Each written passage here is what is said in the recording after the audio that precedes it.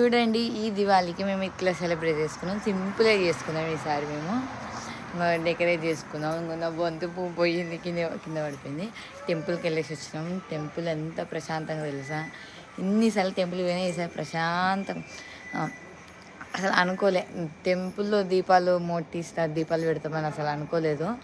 ఆ దేవుడు కృప అంటారు కదా, అసలు హ్యాపీనెస్ అసలు.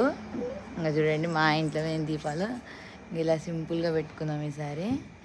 అమ్మవారు ఇట్లా ఇంట్లోకి వస్తున్నట్టు ఇట్లా పెట్టుకుందాం లైట్స్తో. ఇంకా ముందు దీపాలు పెట్టిన దీపాలతో ఈ దివాళీ మా ఇంట్లో సింపుల్గా హ్యాపీగా.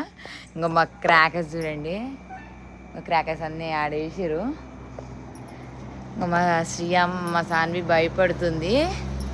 మా సానమ్మ భయపడుతుంది. చూడండి, మా అమ్మలే బంగారం. అందరికీ హ్యాపీ దివాళీ.